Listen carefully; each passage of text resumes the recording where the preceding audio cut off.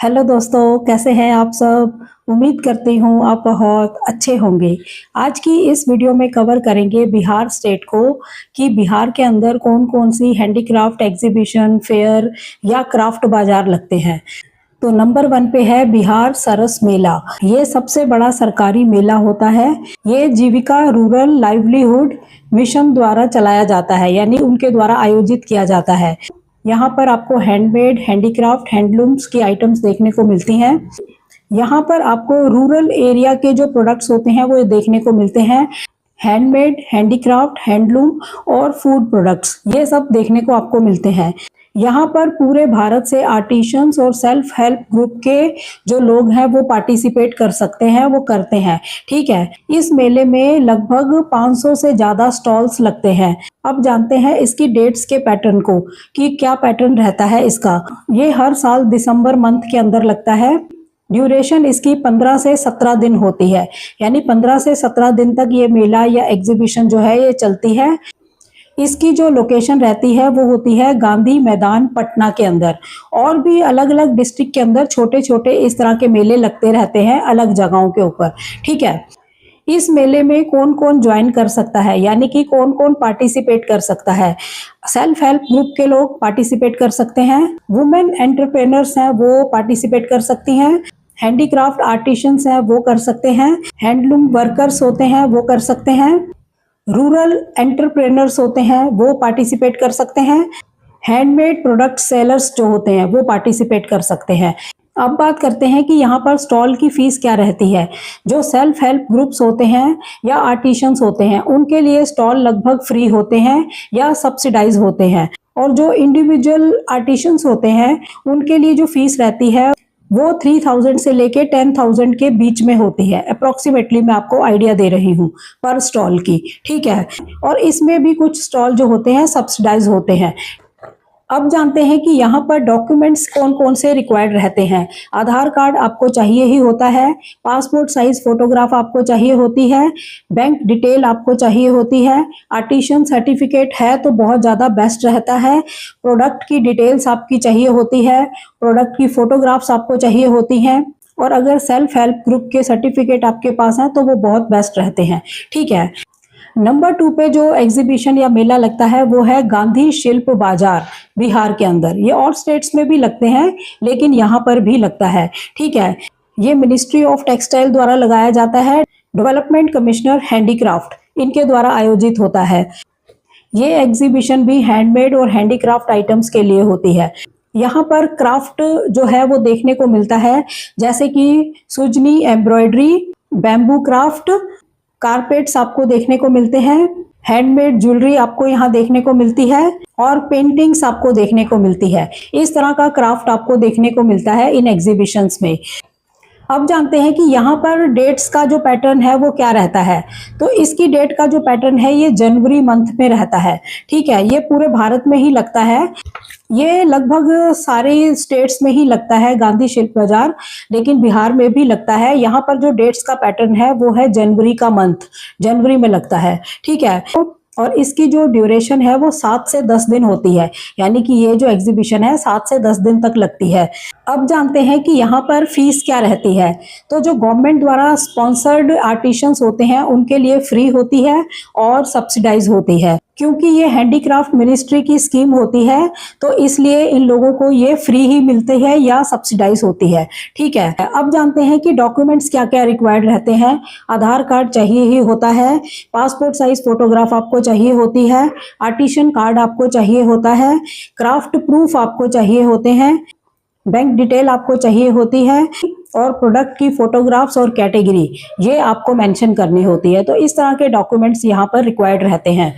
Number 3 पे आता है नाबार्ड ग्रामीण भारत महोत्सव। ये नाबार्ड द्वारा ही आयोजित होता है। ये एक क्राफ्ट फेयर होता है। यहाँ पर 16+ स्टेट्स के जो आर्टिशंस होते हैं वो हिस्सा लेते हैं। यहाँ पर कौन कौन से प्रोडक्ट देखने को मिलते हैं।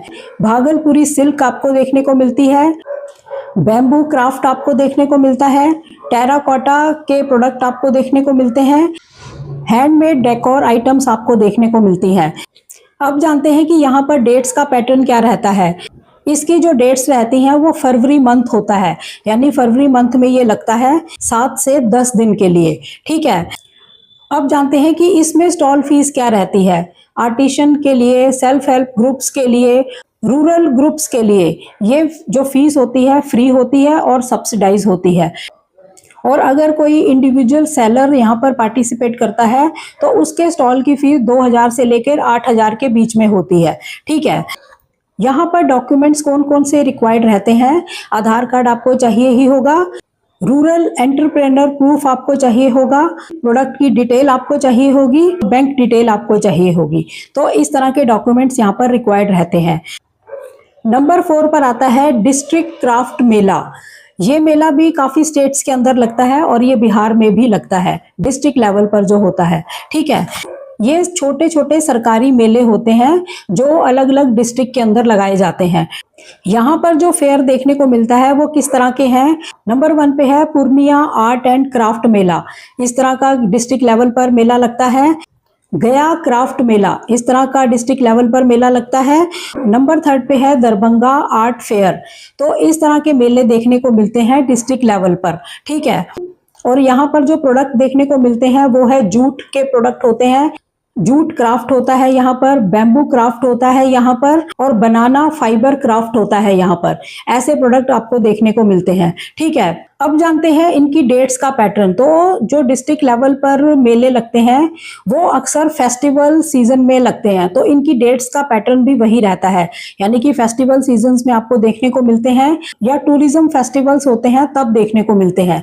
फेस्टिवल सीजन और टूरिज्म फेस्टिवल्स जो होते हैं उनमें ये देखने को मिलते हैं मेले। इनकी डेट्स का पैटर्न ये रहता है। ठीक है, इसकी जो ड्यूरेशन होती है वो 3 से 7 दिन होती है, यानी कि 3 से 7 दिन तक ये लगते हैं मेले। नंबर 5 पर है दिव्या कला मेला, ये भी लगता है। इसके जो ऑर्गेनाइजर होते हैं वो होते हैं नेशनल दिव्यांग फाइनेंस डेवलपमेंट कॉरपोरेशन, ये इसके ऑर्गेनाइजर होते हैं। लोकेशन इसकी पटना रहती है। इसमें डेट और मंथ का जो पैटर्न है वो रहता है अगस्त के अंदर, और ड्यूरेशन इसकी 7 से 9 दिन होती है, यानी कि 7 से 9 दिन के लिए ये लगते हैं। ये जो मेला होता है दिव्यांग लोगों के लिए होता है, वो अपने प्रोडक्ट यहाँ पर बेचते हैं, यानी कि हैंडीक्राफ्ट और हैंडमेड आइटम्स को जो भी दिव्यांग्स बनाते हैं उनको यहाँ पर सेल किया जाता है इस मेले के अंदर। ठीक है, नंबर 6 पर है सोनीपुर मेला। ये हैंडीक्राफ्ट प्लस टूरिज्म फेयर होता है। इसकी लोकेशन रहती है सोनीपुर, और डेट और मंथ का जो पैटर्न है वो रहता है नवंबर और दिसंबर, तब लगते हैं ये। ठीक है, इसकी जो ड्यूरेशन रहती है वो 15 से 30 दिन होती है, यानी कि काफी दिन तक ये मेला चलता है।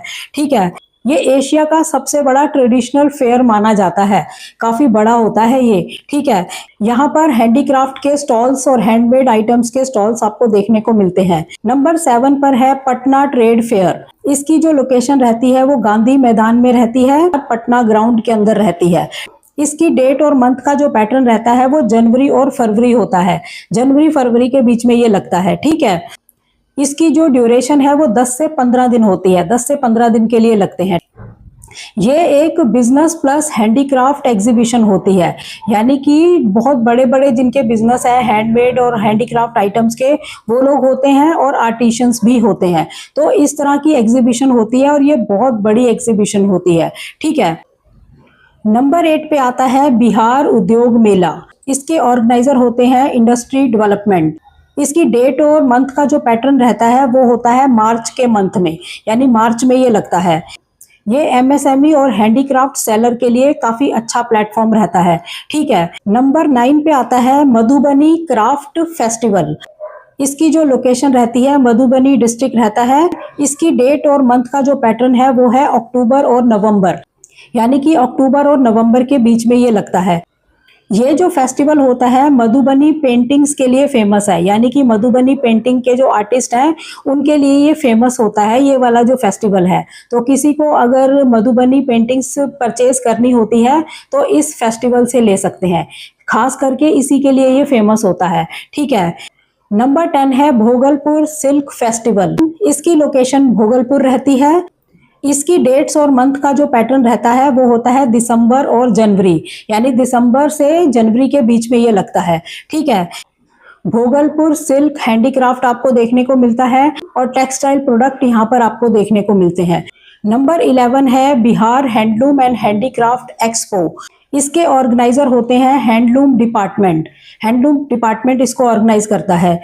इसकी डेट और मंथ का जो पैटर्न रहता है वो होता है जनवरी और फरवरी, यानी जनवरी और फरवरी के बीच में यहाँ पर लगता है। इस एक्सपो के अंदर हैंडलूम और हैंडीक्राफ्ट दोनों प्रोडक्ट आपको देखने को मिलते हैं। ठीक है। नंबर 12 पे आता है टूरिज्म क्राफ्ट फेस्टिवल। इसके ऑर्गेनाइजर होते हैं बिहार टूरिज्म। इसकी डेट और मंथ का जो पैटर्न रहता है वो होता है अक्टूबर से दिसंबर के बीच में, तब लगते हैं ये जो फेस्टिवल होता है ये टूरिज्म इवेंट्स के साथ लगाया जाता है। ठीक है। तो इस तरह से जितनी भी एग्जीबिशंस के मैंने लास्ट में नाम लिए, इन सभी के लिए जो डॉक्यूमेंट्स हैं वो कॉमन रहते हैं। तो यहाँ पर जो कॉमन डॉक्यूमेंट्स रहते हैं वो मैं आपको बताती हूँ।